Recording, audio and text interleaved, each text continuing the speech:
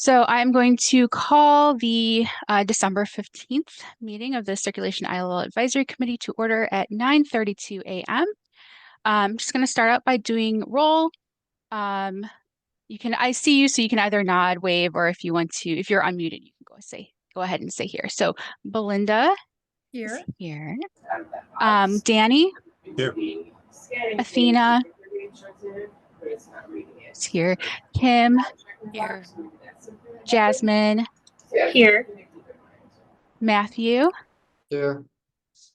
And Bob is not present at the moment. And we also have a couple guests. So I want to recognize you've got Liz and Donna from Huntley. So for our guests, as always, feel free to participate in the discussion. We have a couple of action items on our agenda. So any voting will be limited to just the advisory group members. Sounds good. Thanks. Thank you guys for coming. First business, approval of minutes from last meeting. Are there any modifications or changes to the minutes?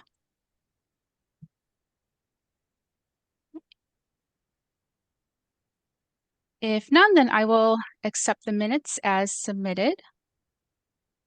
Any additions to the agenda?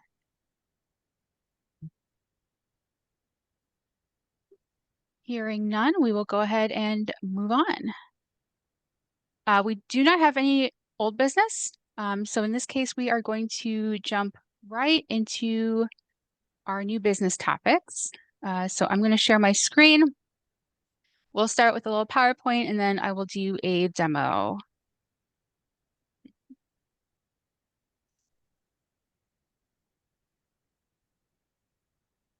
Okay, make sure.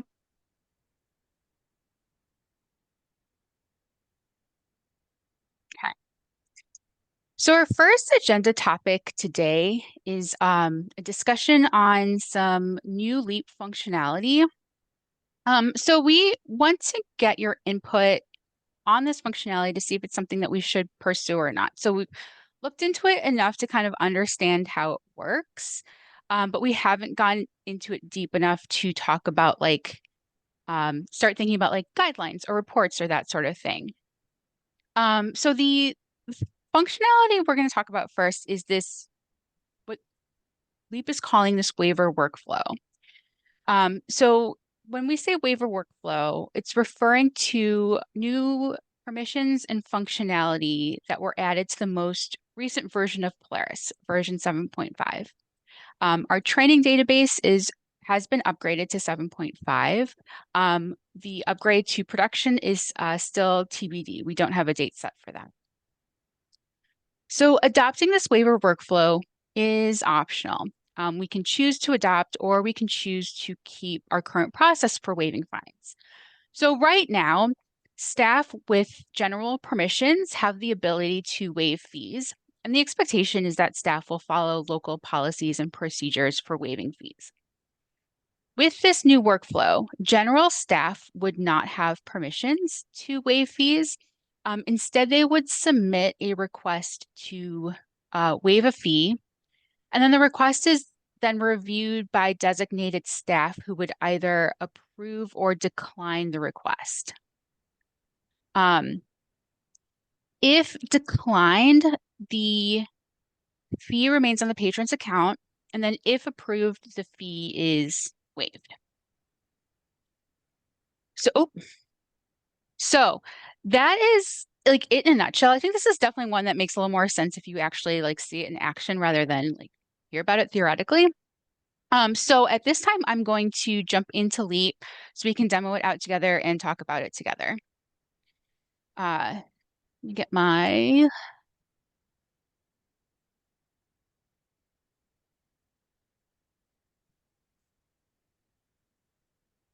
Okay, so now hopefully you can all see training LEAP. Great. I'm gonna open my test patron. And we're going to start working with this user. So this user has a couple different charges on their account. So let's say I was staff, and this patron came up and asked me to waive these fees from the record. Typically at this time, I can select the checkbox and click the waive button. But as you can see here, I no longer have the waive button. Instead, I have this waiver request button. When I click this, it looks pretty similar to just the regular waive. I can opt to waive the full amount, or I can waive a partial amount. And then I am required to select a reason here. So this list can be modified. I'm just going to close out of my email. This list can be modified. Right now in our training database, I just added this single like courtesy reason, but we can certainly add more reasons if we adapt it. And then optionally, the staff member submitting the waive can add a note. So for example, this could potentially be the staff member's initials, more details why they're requesting the waive, like patron claims they didn't do the damage.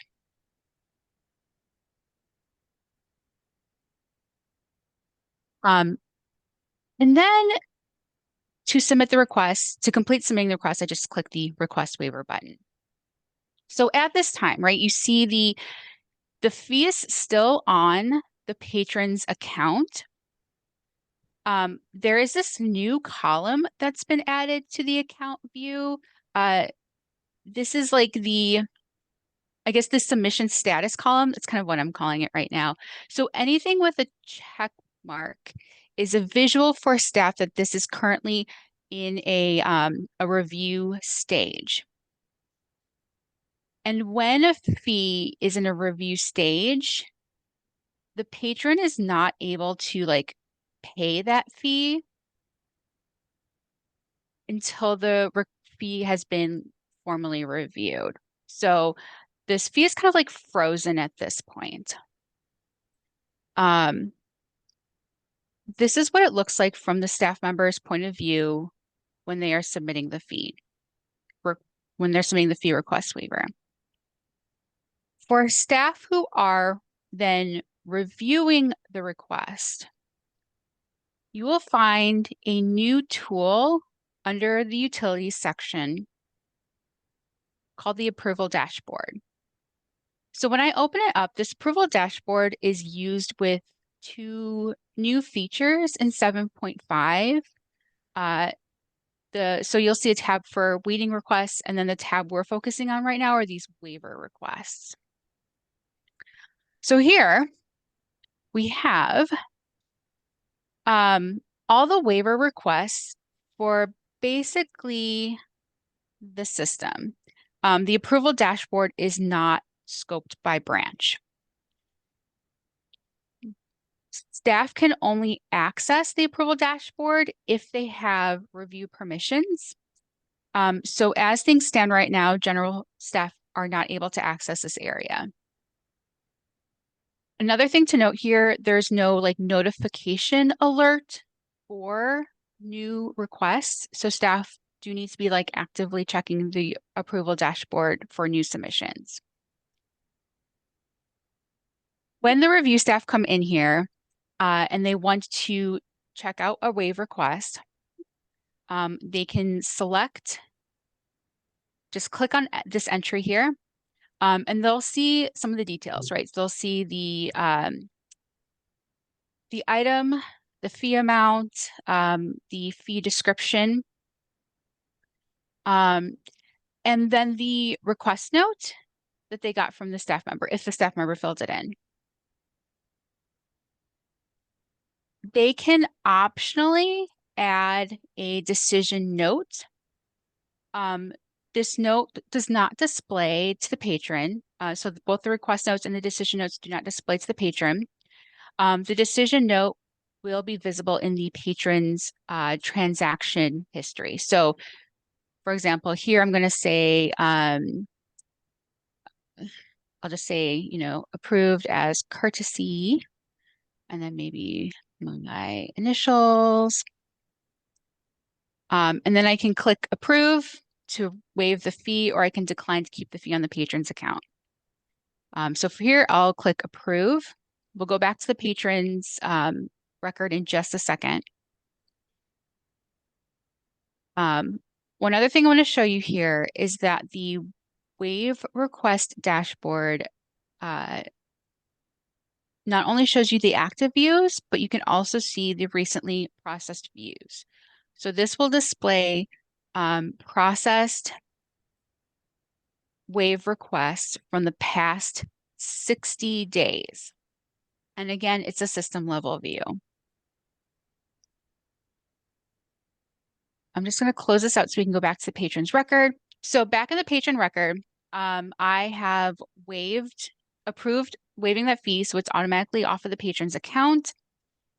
The waived fee then appears like any other waived fee in the patron's transaction summary. So here we just have our nice little waived transaction, and then that approval note that I added will display here. So if the fee is declined, the fee will stay on the patron's account. Staff will be able to resubmit a waiver request if they wanted to, I guess. Okay. And then there was one thing I wanted to point out about permissions here. So I'm logged in as my own username, and I have admin level permissions, which means like I have basically all permissions in Leap. So I have the permission to waive a fee. I have the permission to submit a waiver request. But as you can see here, like I don't have the option to directly waive a fee. I only have the option to submit a waiver request.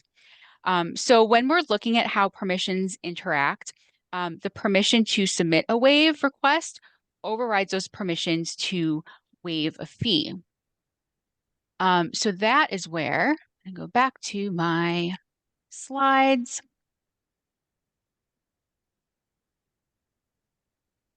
So this is where, after our initial testing, this is one of the reasons why like CCS is kind of like iffy about pursuing this workflow. So since the waive request permission like supersedes those permissions to waive, if we were to implement this, we would need to reconfigure existing permission groups so that staff who like should be able to waive fees are still allowed to waive fees.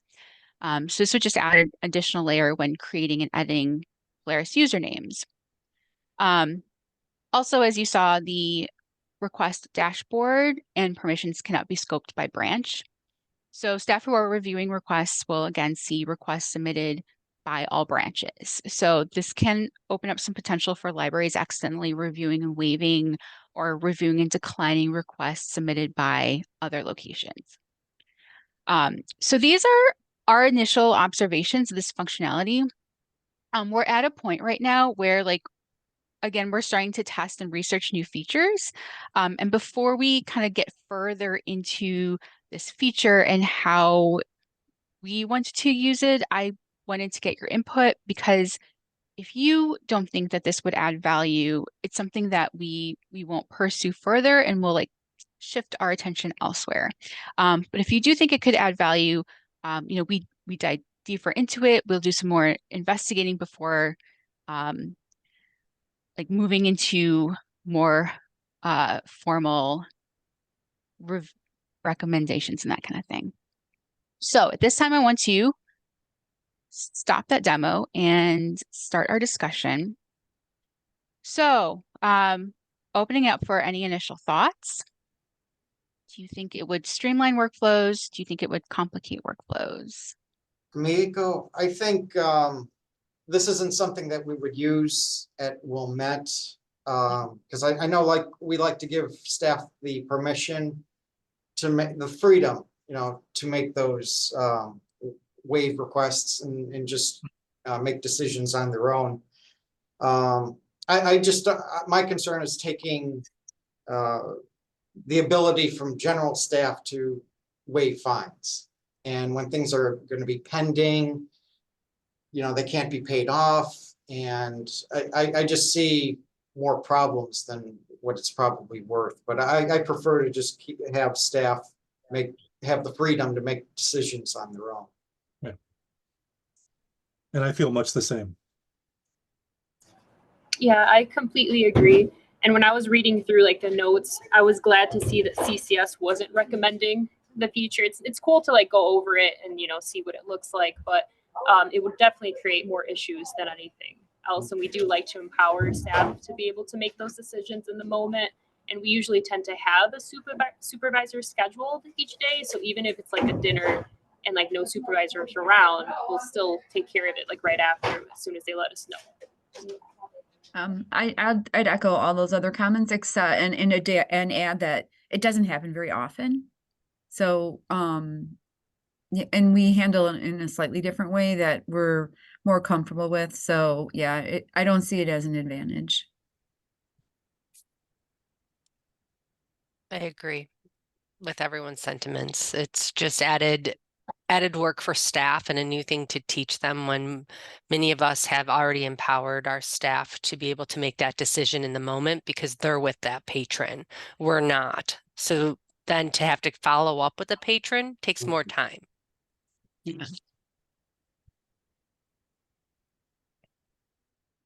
Okay.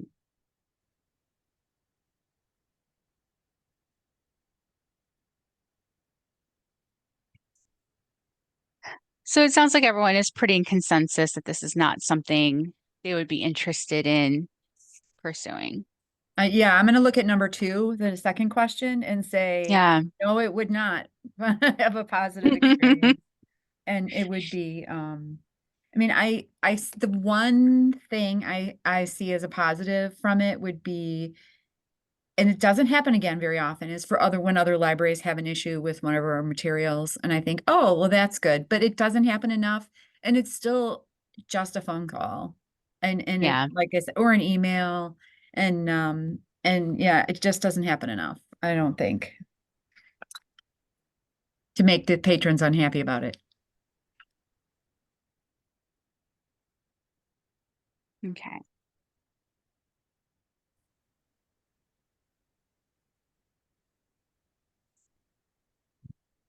With that, I think this is definitely something that we can say we're not going to look into further. So, perfect. Well, I really appreciate you just taking a look at that and giving your feedback. Any other comments on the waiver process before we move on to IL name conventions?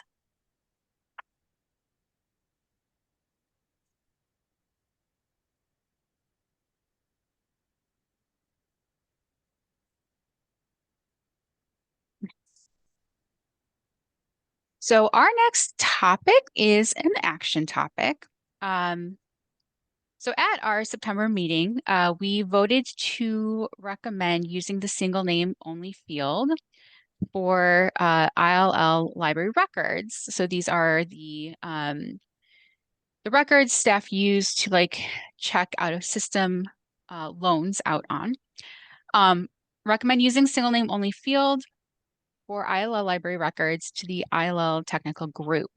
So this recommendation is still pending until their next meeting in February. If the ILL technical group votes to approve this recommendation, we will also need to provide recommendation for how to format ILL library names using a single name field. So for public libraries, right, the current convention is to enter the library's delivery code into the first name field, the institution name into the last name field. For academic libraries, the current convention is to enter the library's delivery code into the first name field, the library's name into the middle name field, and the university's name into the last name field. So we kind of have this pattern of like entering library code first, followed by the library name, followed by the university name if it's like an academic library. So the CCS recommendation is to adapt the current name entry pattern for a single name only field. So this name entry convention would be, again, library code, library name, and then university name if relevant. And this would allow us to maintain like the current search and visual experience for staff. The meeting packet included some information about how the Leap quick search box and find tool searched and some examples. And the nice thing is because of how Polaris indexes patron names, searching behavior is pretty consistent if the record has a split name versus a single name. So, you know, the experience of how staff are searching now would like bleed over once we move to a single name field. However, if this pattern is not effective, we can adjust the name entry order. So lines 2 and 3 in this table are some other like potential examples of name entry conventions. So like, for example, when searching university libraries, like if staff tend to use the code and the university name as search terms, you know, we can adjust name entry order to be like library code, university name, library name. So that way, if they type in like EIU, Eastern Illinois University, into the quick search box, they'll pull up the record. So my first of all, I want to thank you all for like checking in with your ILL staff. I know I got some questions and some calls from ILL staff this week. It was really helpful. So I want to just get your input about how you or your ILL staff at the library, like how do you typically search for these out-of-system libraries? Do you use just the library code? Will you do a combination of fields? Do you use a different field that's like not even part of the name? For me, Mako, I checked with my staff, they never use the codes. I mean, I think they were showing me, they'll just type in, you know, Naperville, so they don't really go by the code. I was just going to say, usually when I'm like, I have OCLC up, I'll just like copy and paste the name of the university or library into the search.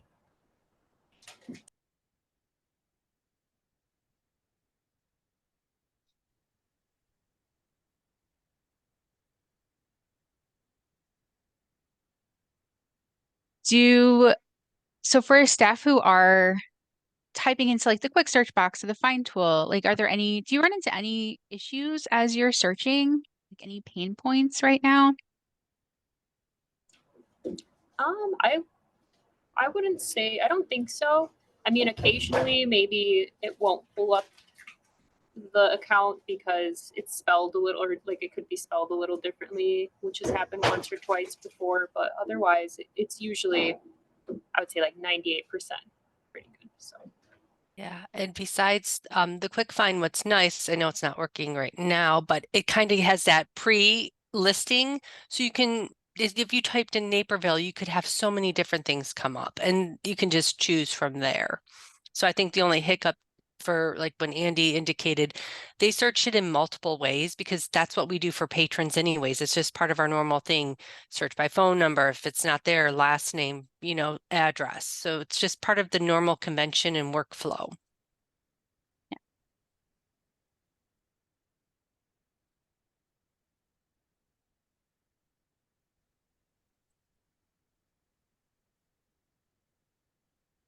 So do you think then the kind of like the current name entry of like code, library name, university name, maintaining that would, like your staff would still be able to, right, their search experience to be consistent then once you move to the single name field.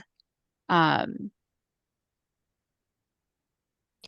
struggling this Friday to get my questions together. Sorry, go ahead, No. Kim, please. I wondered if you're talking in the first name, like putting everything in one field. So is there enough Correct. characters? Because some of those, Yes.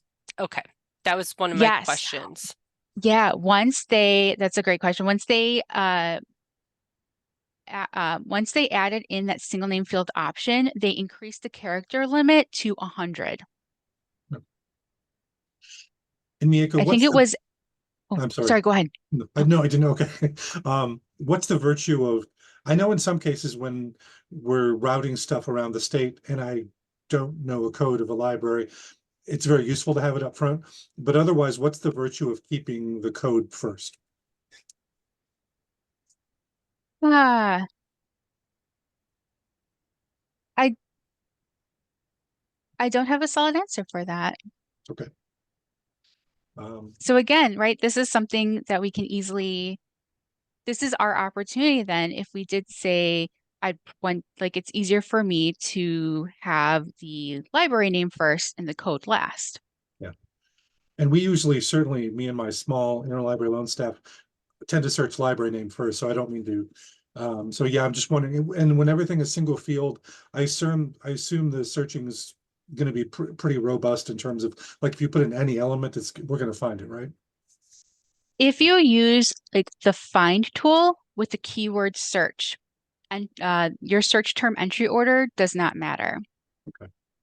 If you are using the quick search, that searches as a phrase, so that's when the search term order will take into account.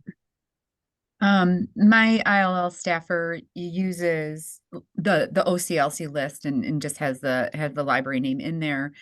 In circulation, when an item comes through our sorter and it's directed to that, that's when the code's important to us. But we certainly wouldn't search by it.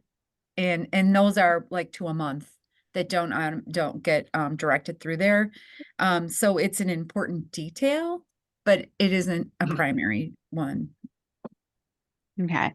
So you definitely want to keep the code somewhere in that name Yep. field.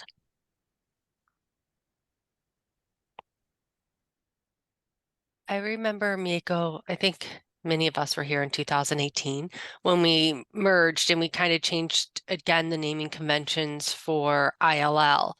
Does this mean that someone's going to go into all the OCL or ILL records and make them single name, like whatever's approved? Does this mean someone's going to go change them, or is it going to happen as the library? Okay, Bob, you said Bob. Okay, never mind. Yes. Bob did take a look at this and he confirmed that he can use a SQL update to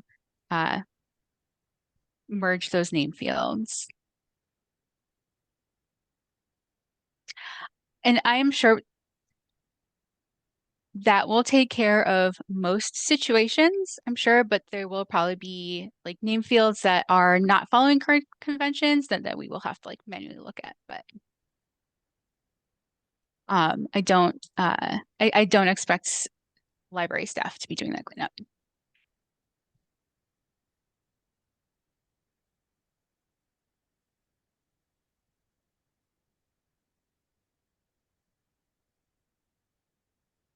So from the feedback I've heard, it sounds like when library staff search, it's going to be like either the code or either the name. It's usually not like a combination of those fields. Is that a fair summary? Okay. So in that case, I feel like we can be a little more flexible within our, like, the order of those field entries. So I want to come back to Danny's question about like the purpose of having the code first. When you are looking at these ILL records, and do you have a preference then? And do you want to see the name of the institution first? Do you want to see that code first when you're looking like left to right? Can I ask one question? Do we need to change it to one name? I know it's a great feature, but do we need to change it to one name? I'm just asking. I don't do ILL, but I know like Danny, maybe Jasmine or someone else or Athena could speak to it. I'm just wondering. Sorry, Miko, I don't mean to, like, do we need to? No, Kim, I'm glad you brought that up because I was wondering the same thing. Yeah, and I remember the last meeting we had, we kind of talked a little bit about it, and I think the overall consensus was that we were pretty neutral about it. So, I mean, we don't really need to ultimately. We don't have to, I would say.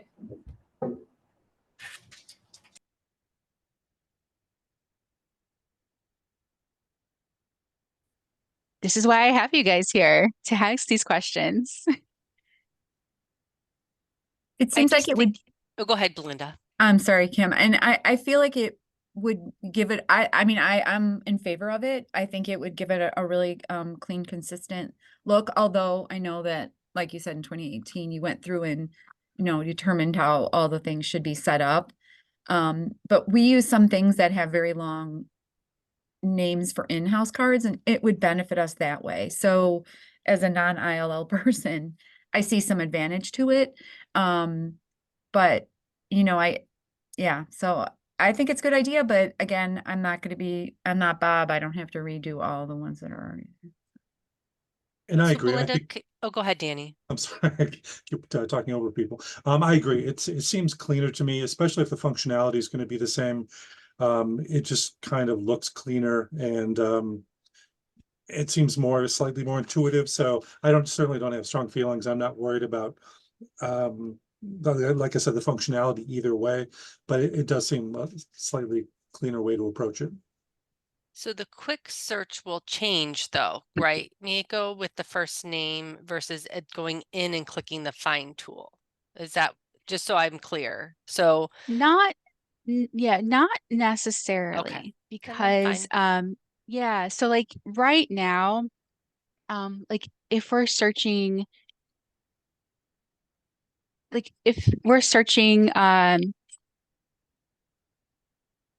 I'm trying to think of a good example here. Like the Northwestern Pritzker, that's a really long name. Let me throw up my slides again so we can see what that name looks like.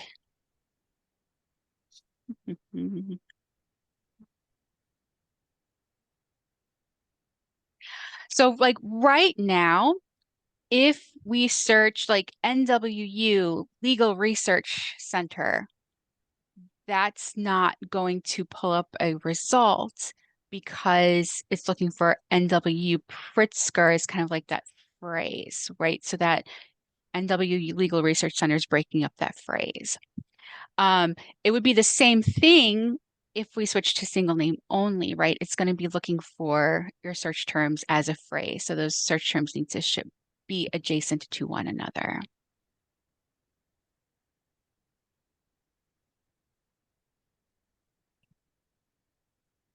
I'm neutral on it. I mean, for the most part, I don't necessarily do the ILL. It's just one of the questions that I had. Because I know first name already is in effect for everything else. This is just for ILL. Correct. Correct. Yeah.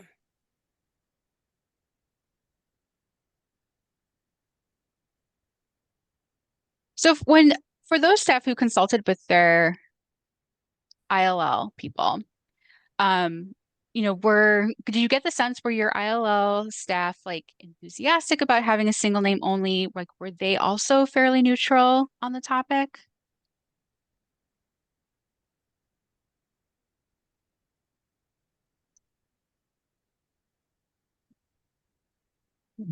Like I said, we've got certainly a small staff. We're sort of one mind, which as to what I just said, we're not too worried about it either way, but the single name seems slightly preferable. Just, it looks better. And like I said, it seems slightly more intuitive. But yeah.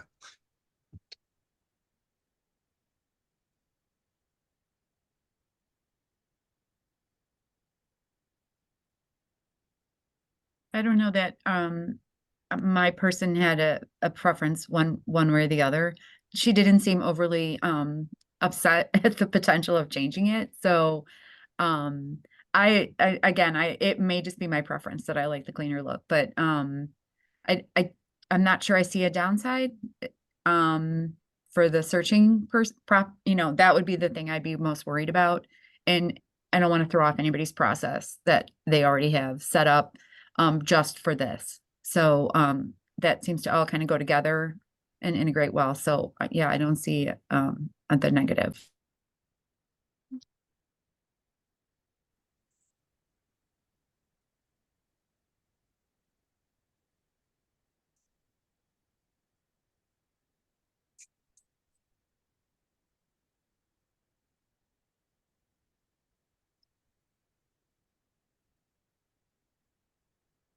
So I get the sense, kind of going off this theme of like neutrality, right? Like a September meeting, we were pretty neutral on the recommendation for a single name field.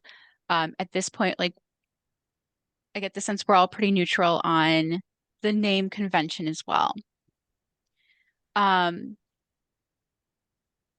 Is this something then? So we did decide to make the recommendation to the ILL group to enable a single name field, and they will be voting on that, right? So they will have that final vote whether to accept that recommendation or not.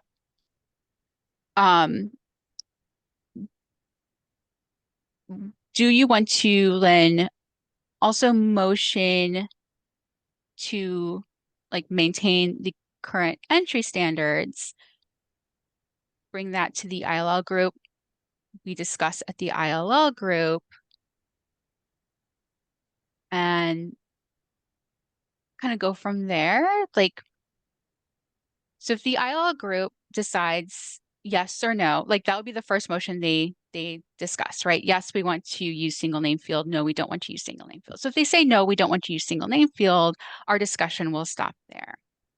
If they say yes, we do want to use single name field, we can present them a potential motion for a name convention, and they can discuss and see like, yes, this is what we want to do. No, we want to modify it. And then kind of finalize the motion based on that discussion.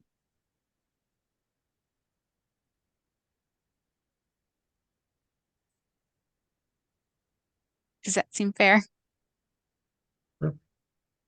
I love your facial expressions. They're so awesome.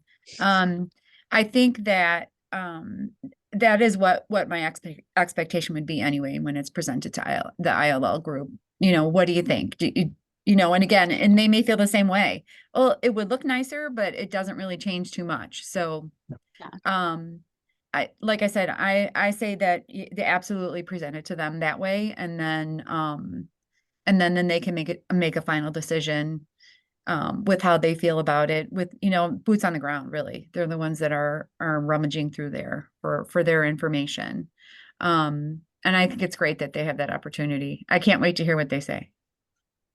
And so, Mieko, are you saying that part one is yay or nay? Do we want to do it? And part two is about the entry standards? Correct. Okay. And by Correct. entry standards specifically, are we talking about the order or? Yes. What order we want to put the name elements in.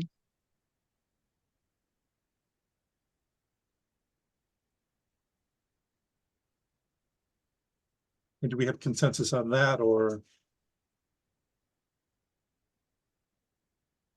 not? Well, I agree. I mean, I think we should leave it to the ILL group whether to do it, and if so, then determine the order. So I'm okay with that. I'm okay with that too. So I would like to take a recommendation to the ILL group, just to give them like a baseline to start the discussion off.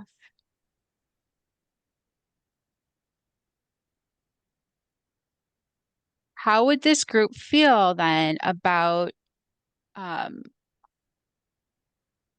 the potential motion listed in today's agenda, right? We give them the recommendation to maintain like the current name conventions and adapt them for the single entry name field.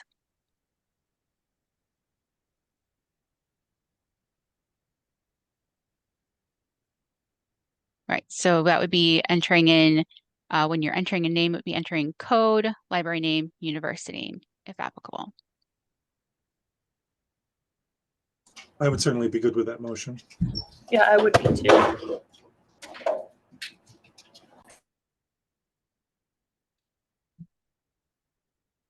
Liz Huntley, I was just wondering, having code first may be helpful for CCS if Bob ever had to do some work.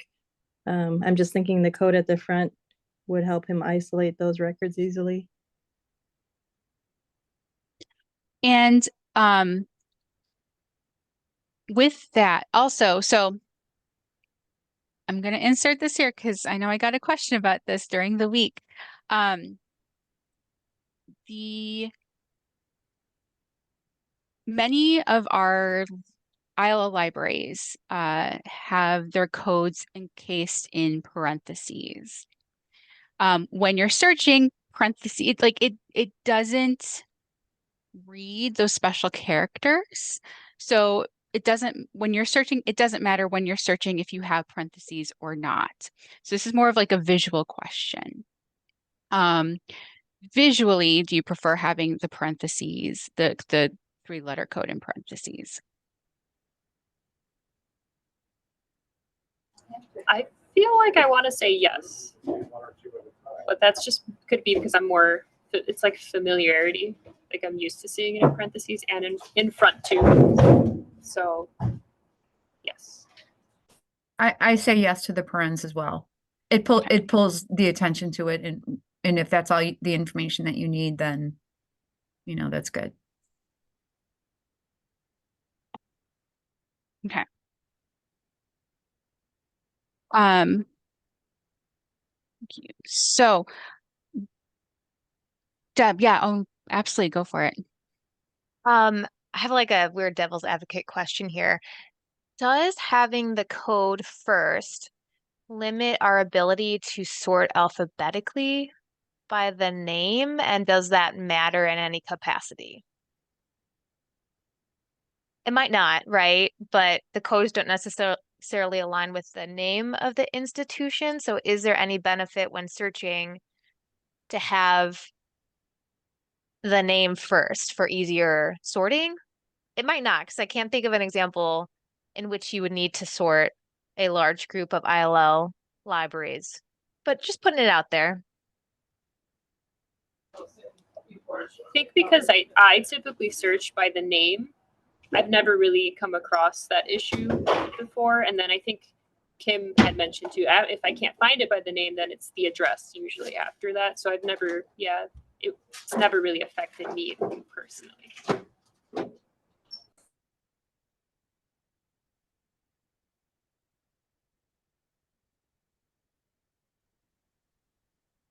Yeah, and Miko, I can't think of a name in which CCS would like need to alphabetically sort a list of library names, but we can do that now because the fields are separate, and consolidating them might make it more difficult to come up with an alphabetized list. But again, the scenarios I can think of in which we need to do that is none at the moment. But Yeah.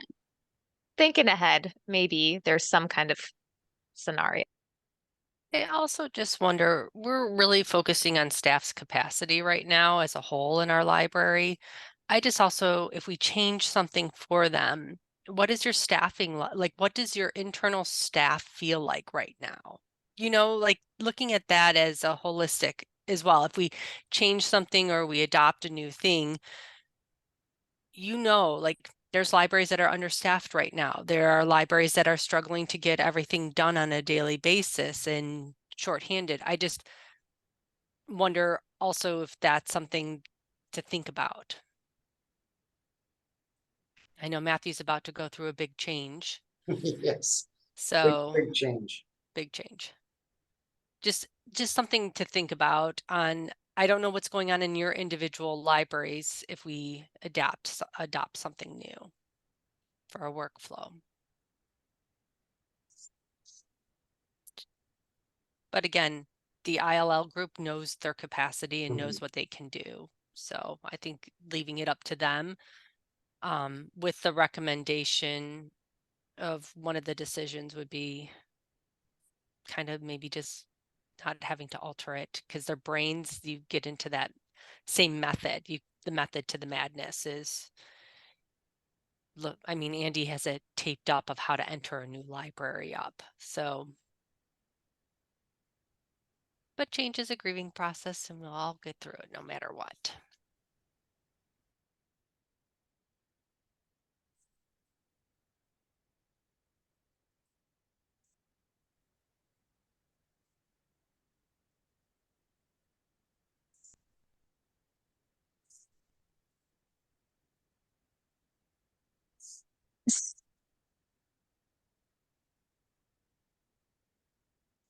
So it almost, and someone correct me if I'm kind of like reading the room wrong, but it almost sounds like we're not comfortable passing a recommendation onto ILL about the entry standards. Am I kind of feeling this out right? I feel like we are comfortable. I think. Okay. Yeah. Okay. Yeah. Okay. Thanks, So- Jasmine. Yeah. Okay. And again,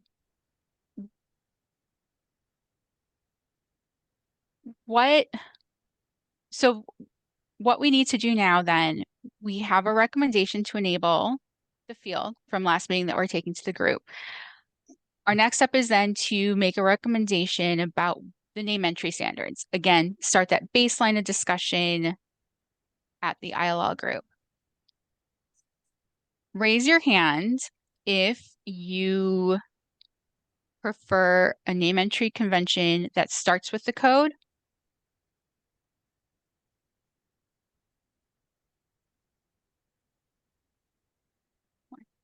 Okay, and then raise your hand if you prefer a name entry convention that ends with the code.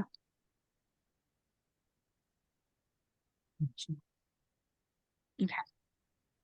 So, oh, go ahead, Danny, please. No, I'm just trying to find my raise hand thing in Zoom, so Sorry. I'm raising my hand. Sorry. So we've got 4-2 in favor of name entry convention with the code at the end. Would someone like to make a motion to recommend adapting ILL name entry convention with the code at the end? And as such, are we talking about library name first then? Library name, university name, code. Okay.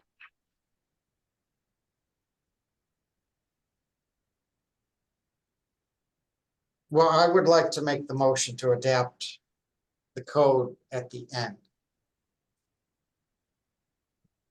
Okay, Matthew moves. Do I have a second? Oh, I will. Belinda seconds. Mhm. All in favor? Aye. Aye. Bye. Any opposed? Okay. So that recommendation, that motion passes. We'll take that recommendation to the ILL group in February. And so then if they vote to adapt the single name entry field, we'll present this as a recommendation for updated entry standards. And I think it's okay to tell them like we're kind of neutral here and that like Yeah, if they have absolutely. really great suggestions either way, it's not an insult to this group if they have a different way they'd like to go. Who knows? I'm also excited like Belinda to be like, what are they gonna say about this? Maybe they're gonna come in and being like real strong vibes one way or the other.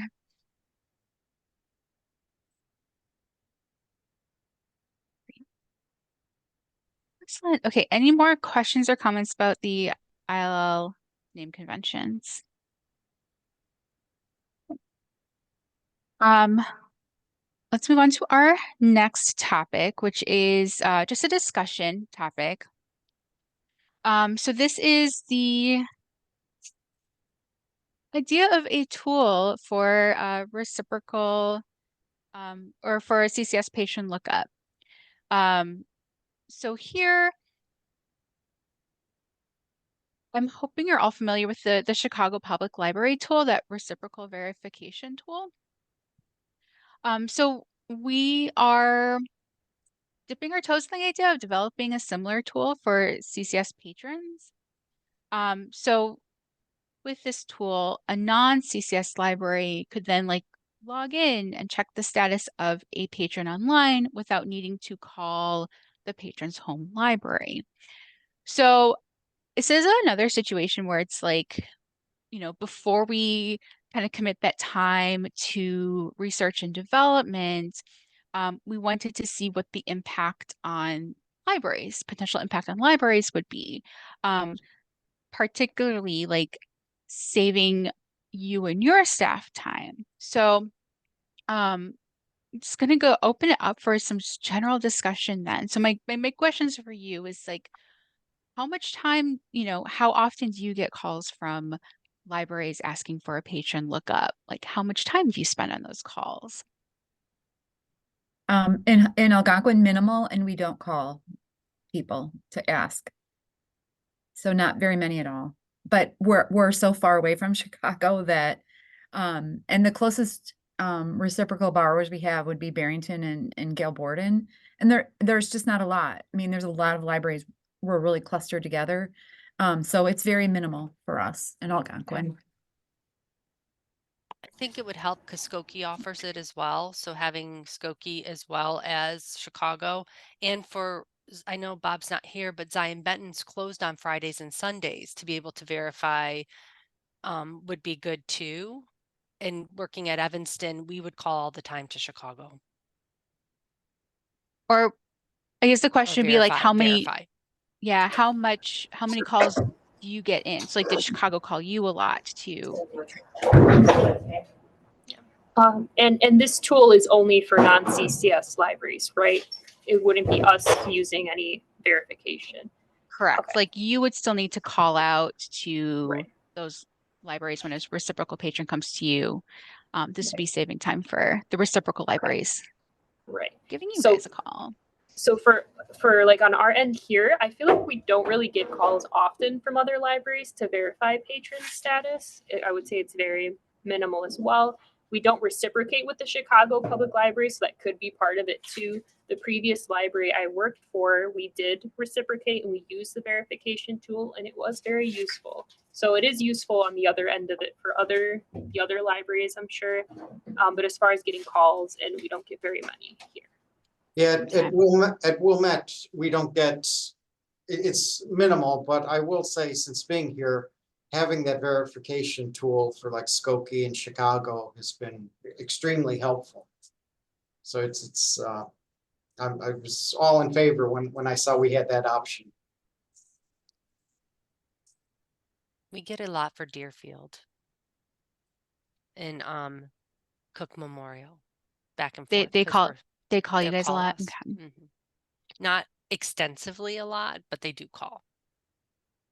Like, do you have and this is a tough estimate to give. Like, do you have an estimate how many calls a week that you would get? Oh, probably not that many a week. Okay. Like, I would say maybe 1 a month to 2 a month. Okay. I would say at Niles, maybe like 2 to 3 a month, and time spent is name and address, and then we're done, so. But from the other standpoint, like Matthew was saying, like, I think we found it so beneficial to be able to do this with Chicago. I think offering that to the other side would be nice too. How much work is it for CCS to be able to provide this tool? Do you know? I can kind of answer that one. Well, I don't really know, but so the Pinnacle Library Cooperative reached out to CCS. They're another Polaris consortia, and they're interested in potentially collaborating with CCS on this tool. But before we moved ahead, because Bob probably has the best development skills and would be the one who would be building it, we just wanted to see, like, is this a place where it's time well spent of Bob's? He's got a lot to do. Or are you guys like, this wouldn't really help us? So we just want to make sure we're spending staff time wisely. So it sounds like it would be kind of minimal impact in terms of your library staff time, but could be like a nice goodwill gesture for our non-CCS neighbors and could really help maybe them save some time. Is that like a fair summary? Mhm. Okay. So maybe maybe it's like not a priority for us to work on it, but certainly no one would be mad if we built one, and would be generally really nice for our nearby neighbor libraries. So I think that's helpful feedback to have, and, you know, maybe it's something we can work on when we have like a open spot in our project schedule. So that's helpful. Thank you guys so much.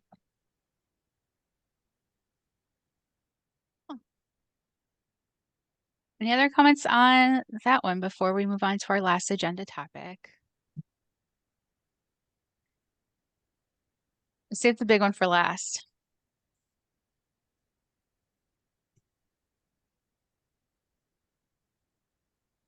We go to. Okay. So our final agenda topic today, it's another action item. It's around new damaged item options in LEAP. So my goal for this is to determine if we want to recommend adapting this functionality or not. So what we're looking at today is not like our damaged item procedures answering the question like if we want to declare something damaged, it's more how are we declaring something damaged? So right now, when libraries are marking an item as damaged, their options are to manually make the item lost, or like check the item in and update the item status to damaged. A new feature that's coming with the next Polaris software version is a built-in way to declare the item is damaged. So with this new function, there's going to be like 2 avenues to do this.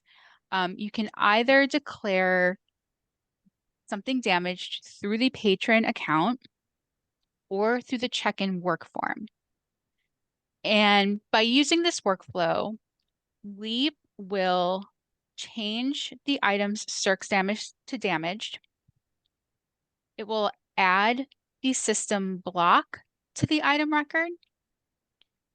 And then it will give staff the option to charge the replacement fee and, if applicable, the processing fee to the patron. And it will give staff the option to generate a bill notice for the item. And one thing I want to just mention here is the use of circulation statuses in Polaris. So Polaris can support a fixed number of circulation statuses, and we are currently using all of them.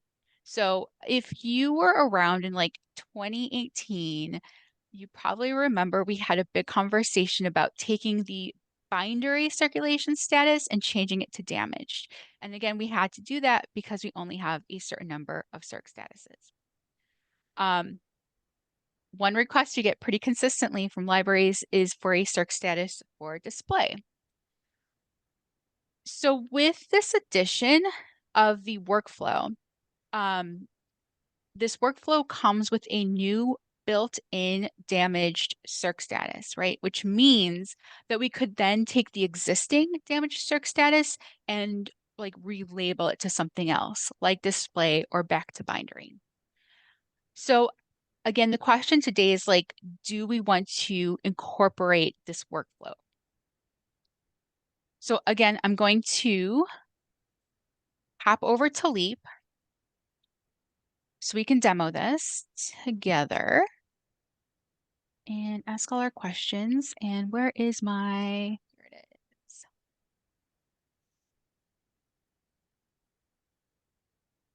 There we go. Okay, so for this one, I'm going to go into my sample patron.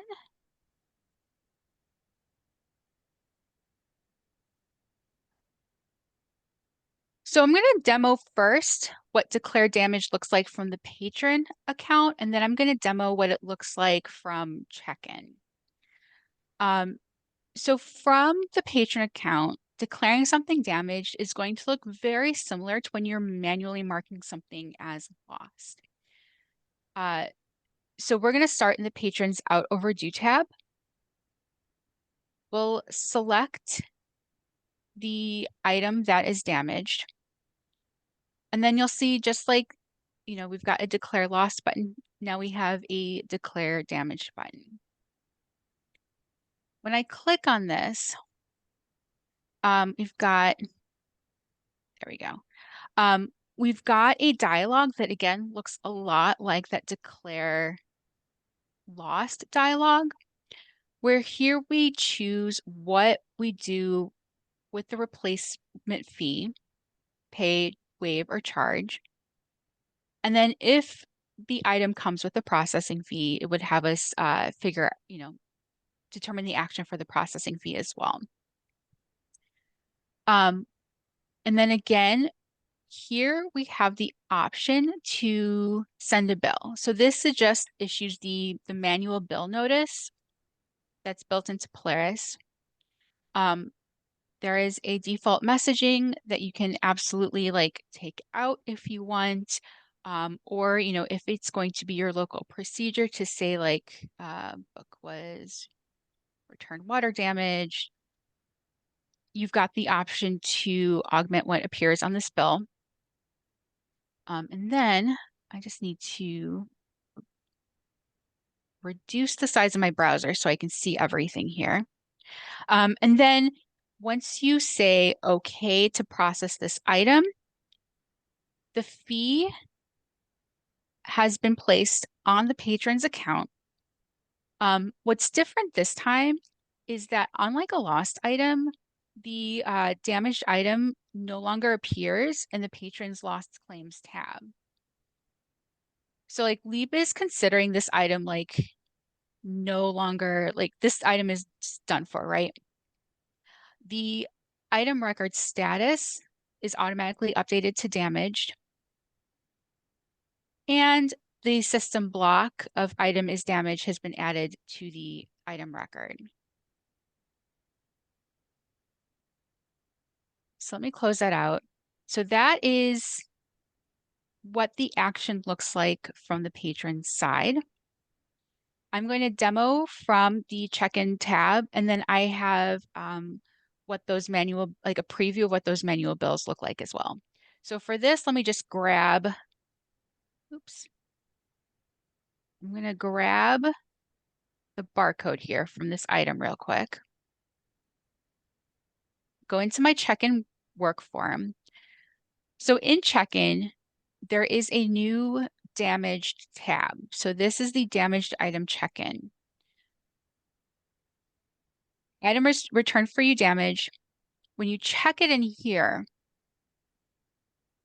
this looks a little different than doing it from the patron record.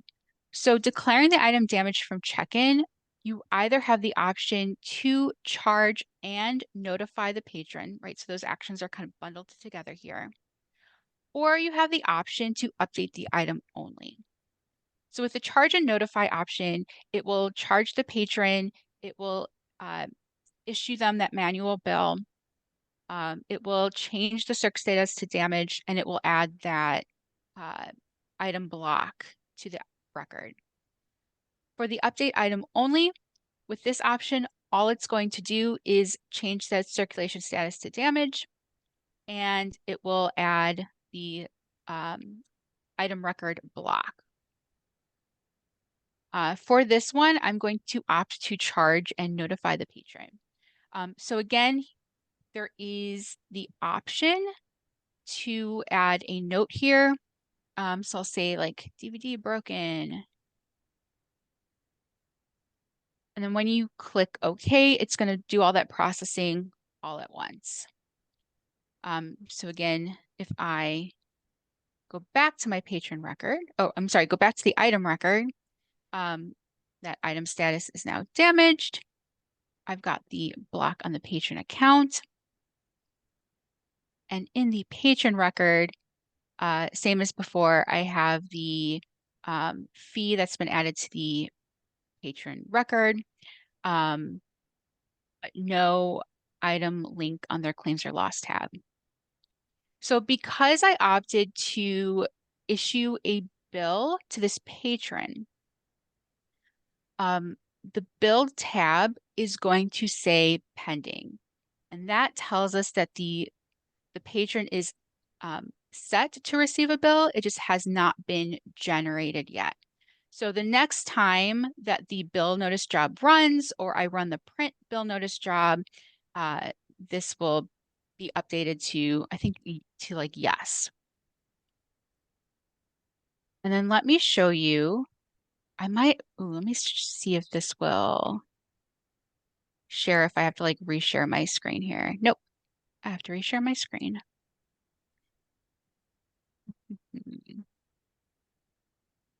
And then this is what the bill notices look like.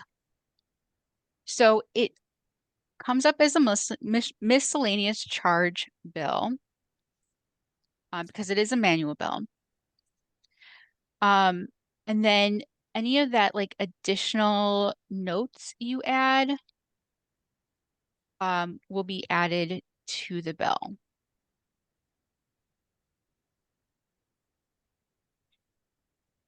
So it's, it's pretty standard. Like, so this was an example of when I did it like through the patron record. This was a custom note I added for this item, totally different than what I just did. And then this was the default. I got that mixed up. This is from check-in. This was that like default note when you do it through the patron's record. And again, you saw staff can modify that if they want to. Okay. So I was running through the demo relatively quickly. I can absolutely like set up another demo real fast if you want to see it again.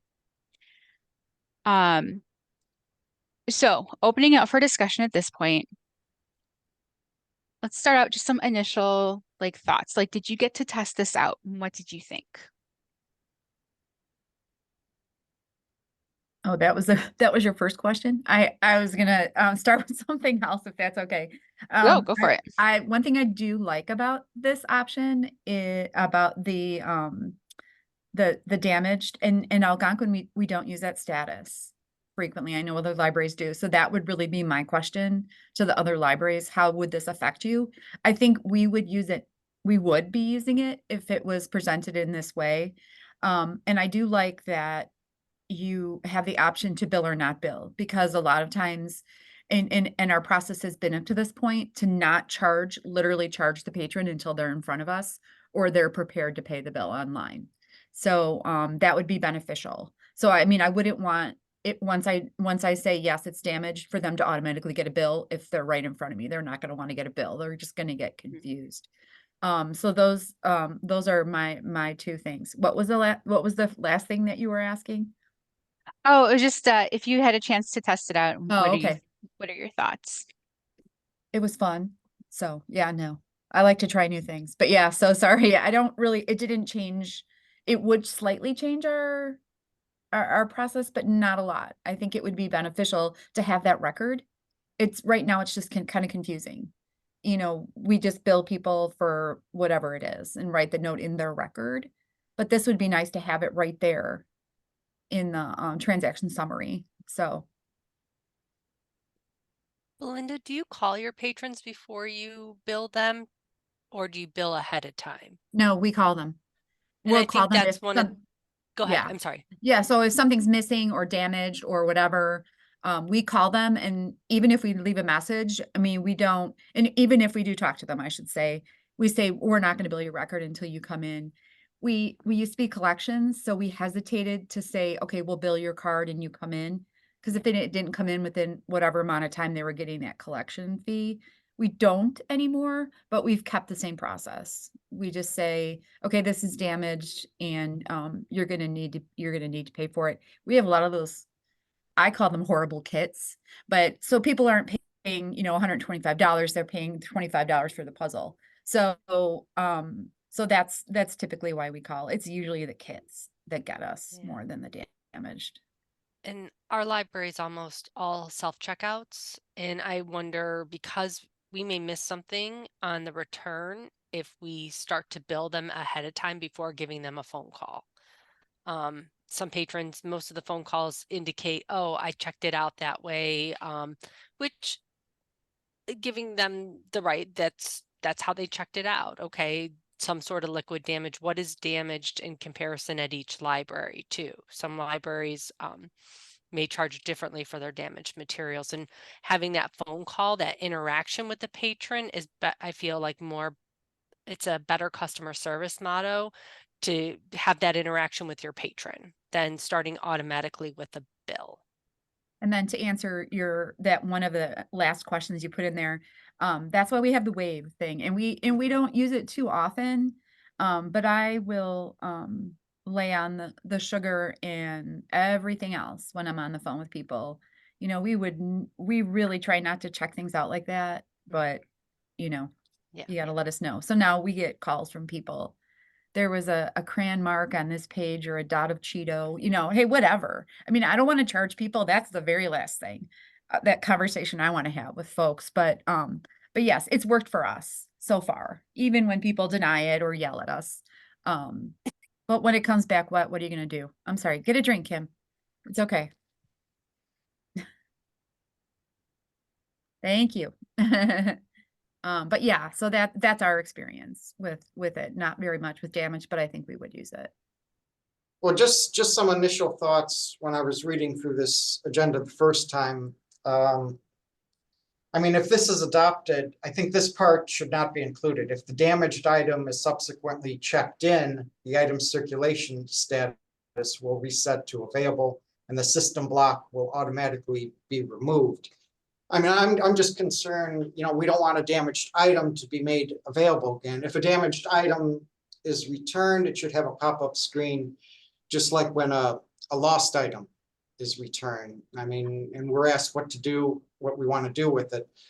Also, when the AMH is checking in items, we want those damaged items to end up in our exception cart.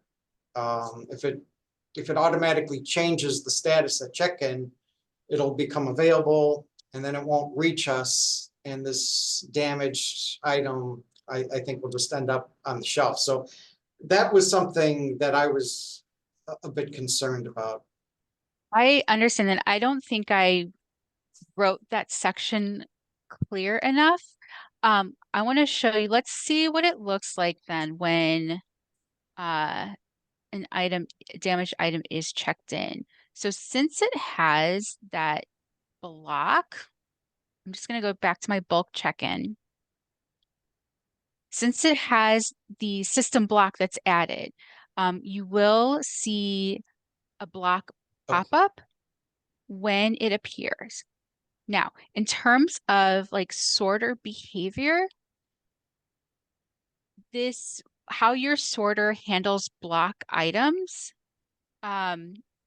may vary depend on like the settings, right? So right now, if your sorter sends items with a block to an exception bin, it will treat these damaged items the same way. If your sorter does not consider item blocks, it's also not going to consider this type of item block. Miko, I have a clarifying question.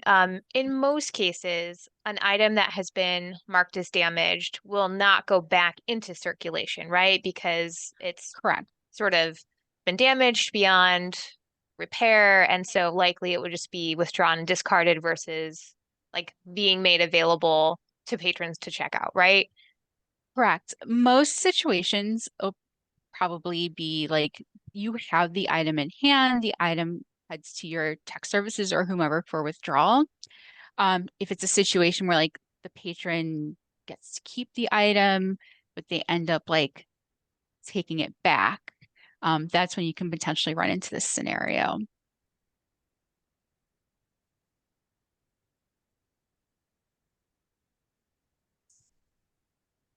So I know that the in-transit damaged or whatever comes through because you had us review the in-transit. So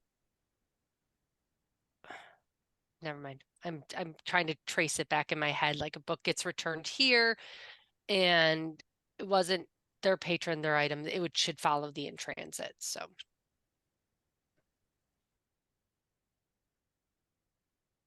And I would say, so like right now, I want us to consider like if we like processing damaged items this way versus like marking them as lost. If we decide that we are going to recommend using this function, our next step would then be how does this function fit in with our damaged item procedures?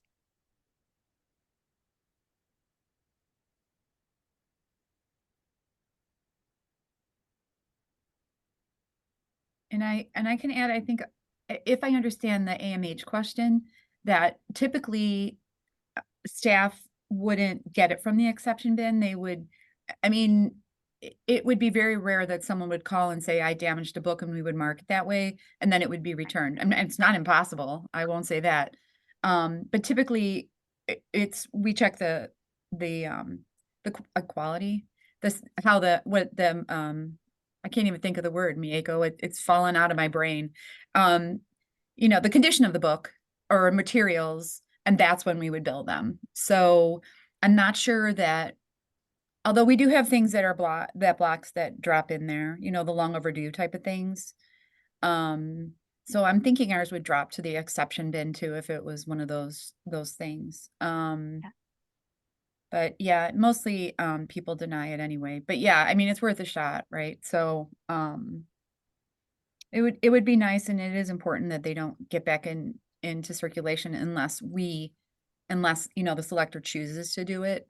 But yeah, so I think I understood that part. But anyways, Yeah. And that was, you know, one of the questions I had for you all. Like, I think it's really easy to approach this if you manually check items in, right? Then you have all the options here. If you have a sorter and the item has already been checked in, and then I feel like the actions with the damage can have like potentially more consequence, right? Because we saw like, hey, you can check it in from the, you know, the damaged check-in tab, but then it's like if you want to charge the patron, then you also send them the bill. If you check the item back out to the patron, like, do they have like e-receipts active? Like, is, you know, I feel like there's a consequence either way. So, you know, I'm very, very interested in hearing from the libraries who have those sorters. We have a sorter, but we also don't, our board policy is not to charge for damaged materials. So we don't charge for them. So I'm not really like, our sorter will check it in and staff will look and mark things for repair. So damaged isn't, we use damaged for other things in the library, but we don't do it on our accounts because there's not a report besides running a Simply report as of right now. This will probably change if this is adopted, and it would then, we have to run a Simply report for anything that has this. Oh no, there is the damage report, but it's very it's unique mixed. in It's how mixed it's, in. It's not like pulled out. Yeah, it's yeah, part of the, what's it gonna, was it? I know what you're talking about because loss it's under damage. the billing paying whatever. Yeah. So Yeah, and so I don't know.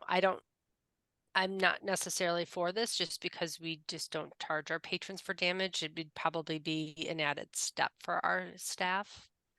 I just, the workflow and training them on it may be kind of confusing, would be my only other concern regarding it.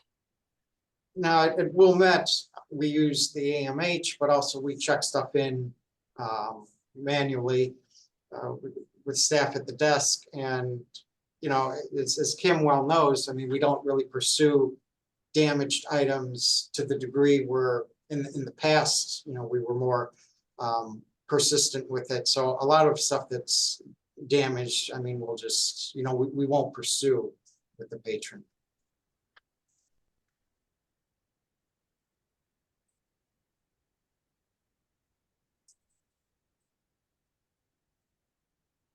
Of course, there are exceptions. Something comes back water soaked or something, but generally some of the minor damage we don't pursue.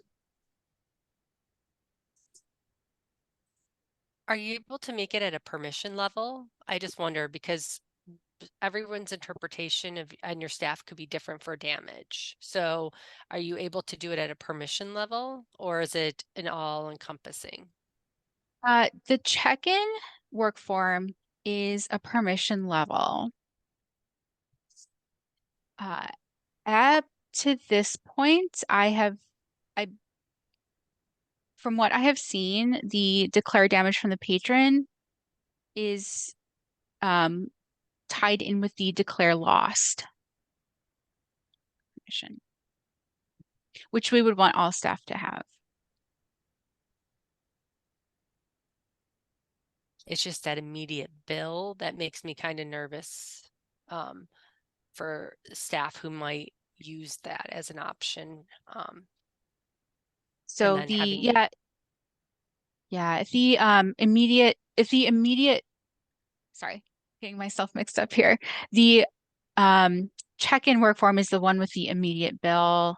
So that one can be that one is permission based. The declare damage from the patron record is built in. I'm popping into my chat real quick.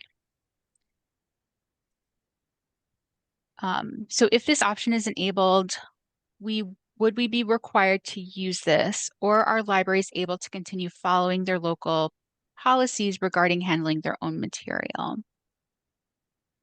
I was gonna have the same question, so I'm glad somebody asked that. You know, I wonder if this is actually, if we adopt it, this workflow, I think locally people could follow their own, you know, local practices with their materials anyway. Would it be mandatory on a consortium level to then utilize this? You know, if you're handling an item from another library that's damaged, that would be my question. Would it be mandatory?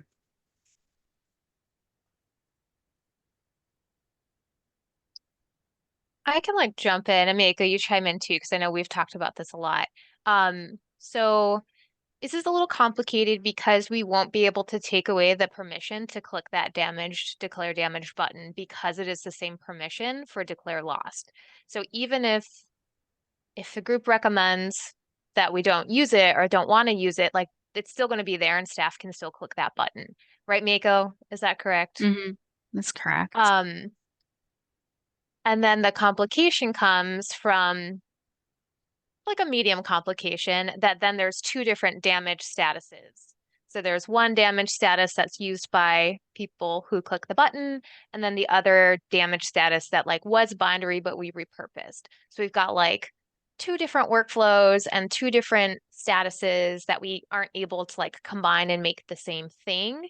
So I think it's possible, you know, that we could do some sort of opt-in. I don't think it's ideal though, is what I will say. Like, I think it is best if we all have the same workflow and makes the most sense to be consistent.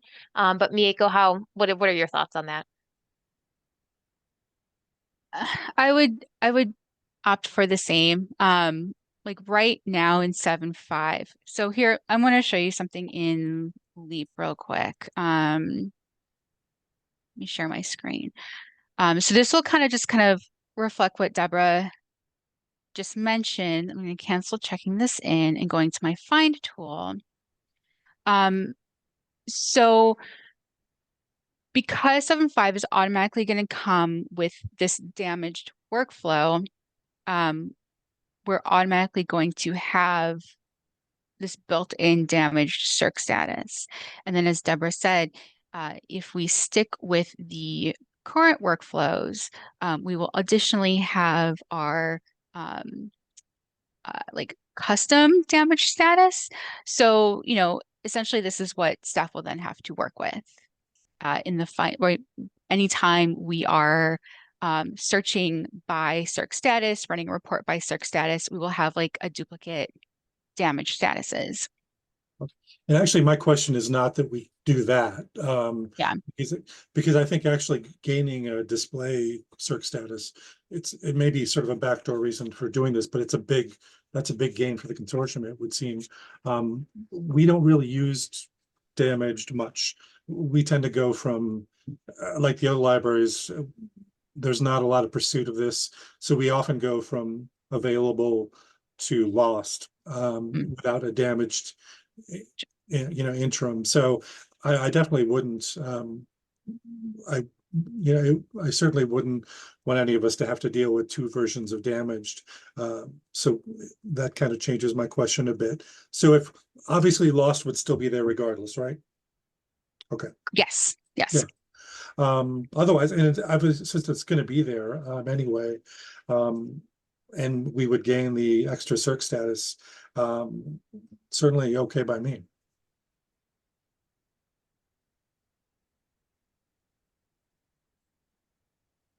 So I know right now I'm thinking aloud out here because so right now our damaged item procedures say like something is returned to your library damaged, and if it's like your item checked out your location, yada yada, follow your local procedure. So staff would have the option then to either use a declare damage workflow or directly mark loss based on your situation with the patron, your situation with that lost item.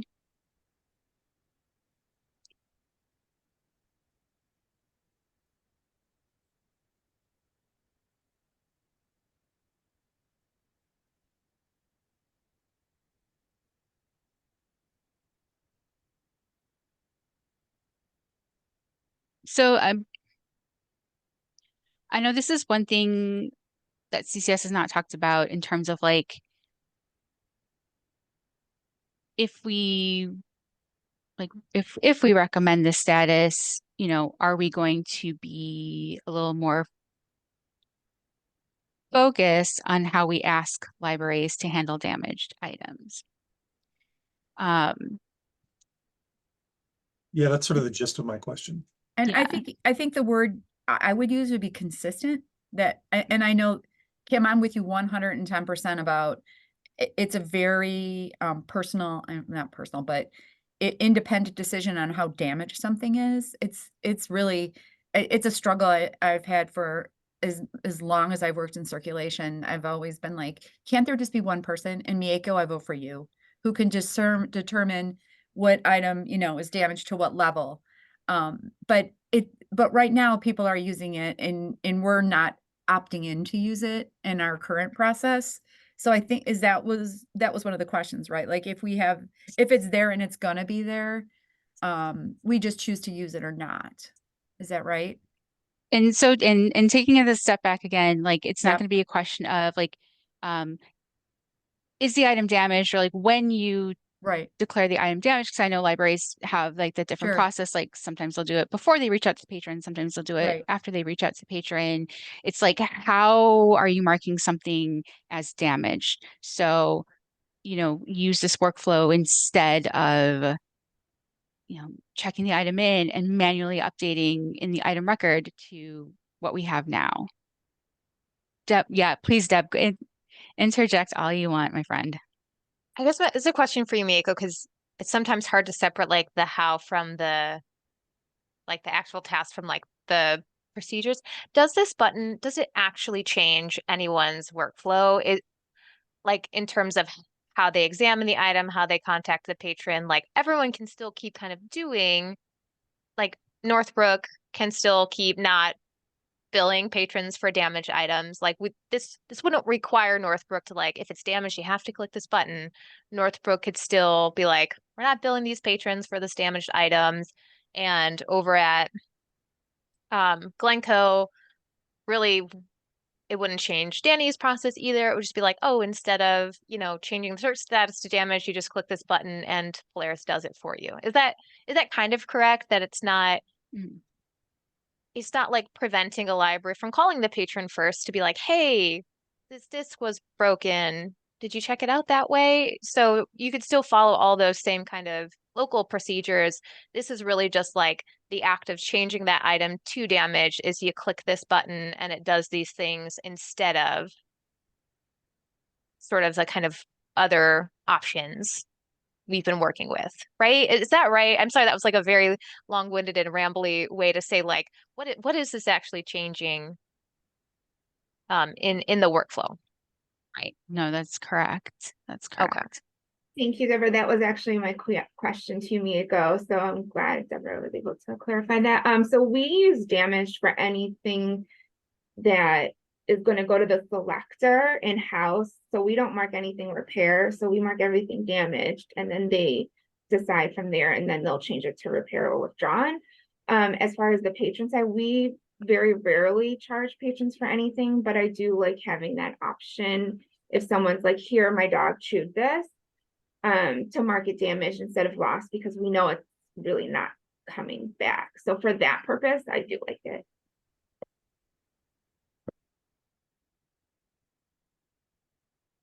Yeah, I agree, Athena, because that report that says like lost and paid, the lost and paid, and then just billed lost. So the selector can decide what they want to repurchase. If someone's been paid for the book, they may want to repurchase immediately.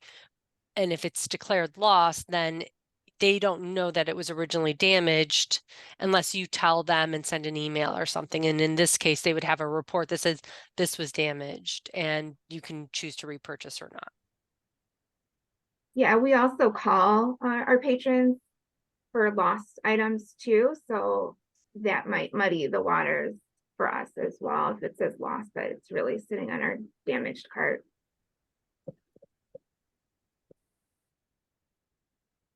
Can I ask a question about the shelf location or the display feature, just out of curiosity? So it'll just, because it'll show a status of display in the pack then, if we were to go to display or whoever decides that, it would go to display in the pack. Does that change like what's like when the patron checks it out, will it allow them to check it out or will it come up with a pop-up?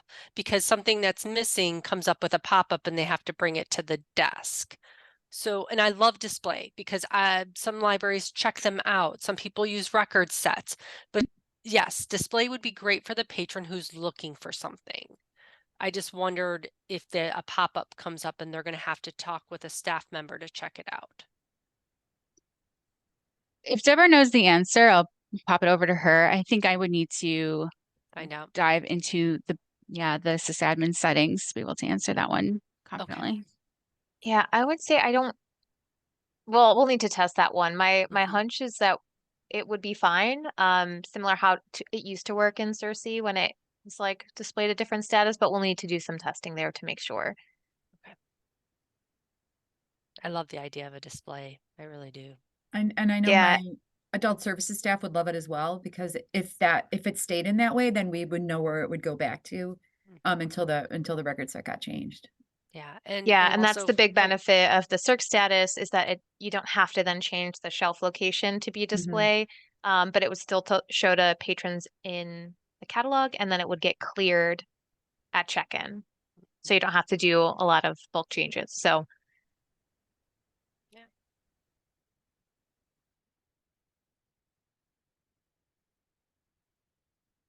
We're already moving on to getting the new the new status. We'll choose it just so that we can have that additional one. But no, I see the advantage of having it for folks that use it now, and for us that don't, definitely probably giving it a shot with the damaged, but having that flexibility that having that extra one would give us would definitely be a benefit in the long run, I'm sure.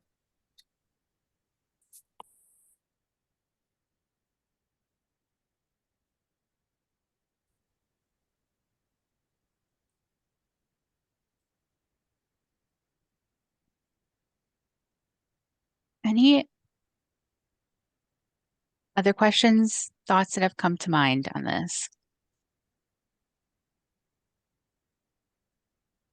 I have a quick question about reports. So would there be a difference between declared damages that are charged versus declared damages that are just updated? Would you be able to tell, or is it just all combined in a report? So that would be, the next step would be to investigate the reporting options. at a surface level, since the damage is like update is like the circ status, my belief is that we would like base reporting around that circ status, and it would cover the items like processed either way. Okay. And it's separate from the other damage because there's going to be 2 damages right now. Or If we adapt this damaged, we would work with Innovative to like transition the anything with the existing damage status so that everything is consistent. So there might be this weird like transition stage where you could potentially see like 2 damage. The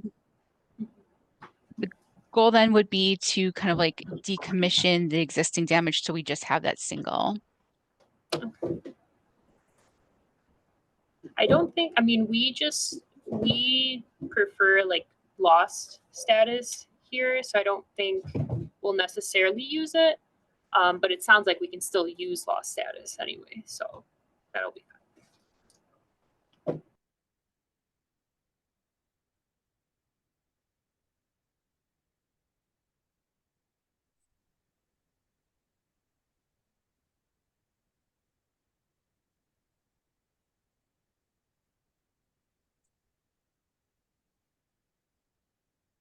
So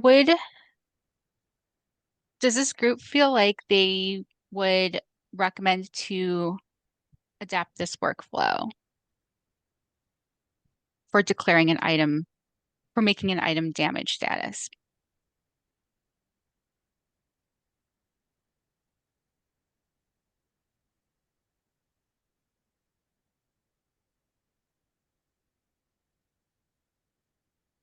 Does this group think they would not like to recommend adapting this workflow, making item damaged?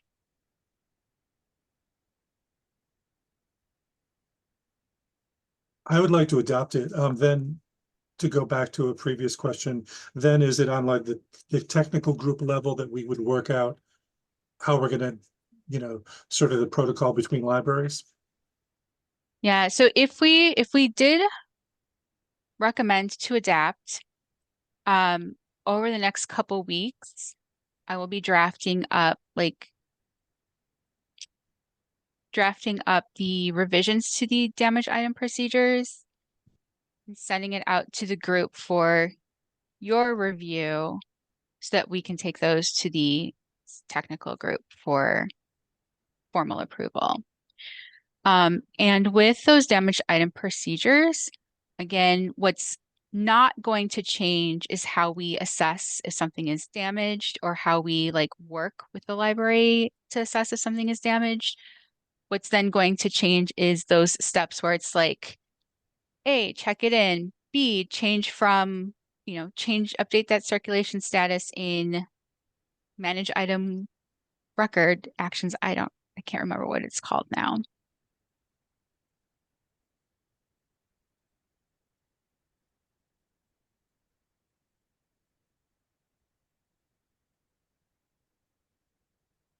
And from a timeline perspective, if we haven't upgraded production to 7.5, so like we can't adopt this workflow like January 1. I think CCS would, depending on then the decision of this group and then the decision of the technical group, CCS would like strategically plan a production go live update to 7.5 and decide when we'd kind of roll out the new form of the damaged workflow. So that would probably, Mieko, be like February-ish. So we'd have plenty of time to like refine documentation, train staff, and then like select a date of like, okay, this is going to be our transition period.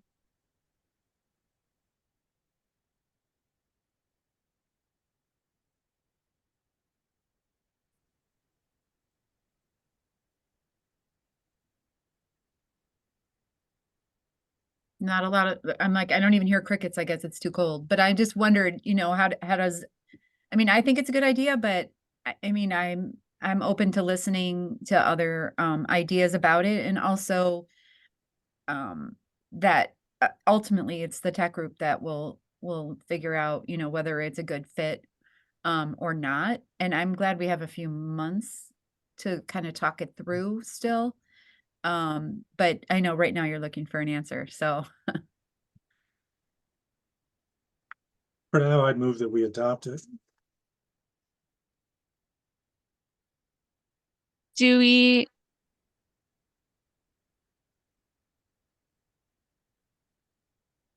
So we've got a motion. Is that a formal motion That's to? That's a formal motion, yes. Do I have a second? I'll second.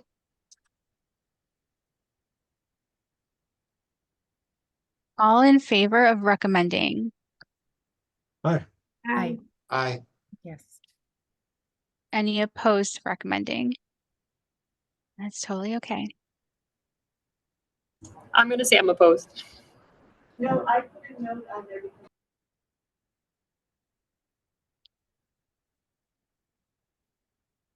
So the motion to recommend passes at this time.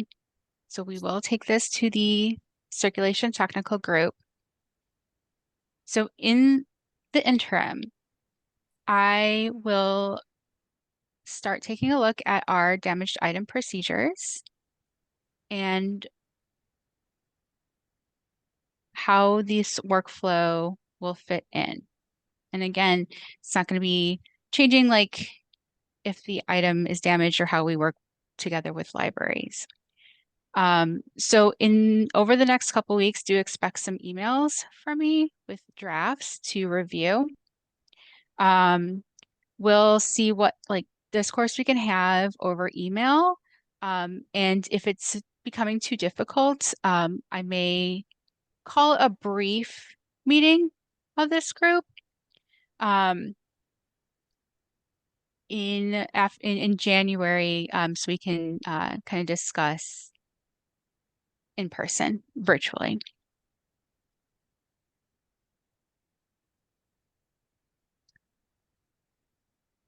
Okay. So that wraps up our agenda for today. Anything else before we wrap this meeting up?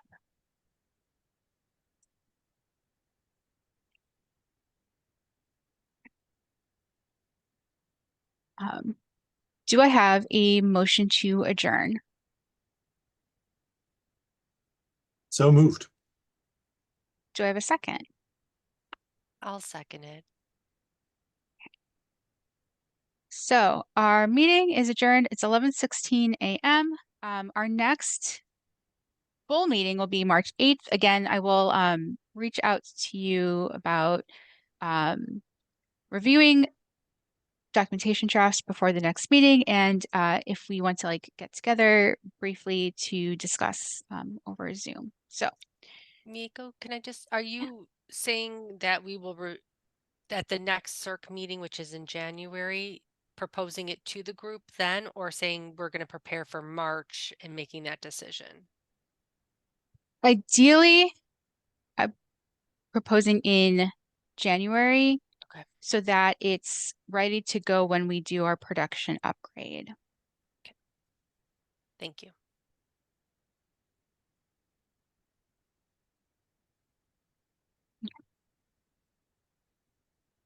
So I'm going to stop the recording now.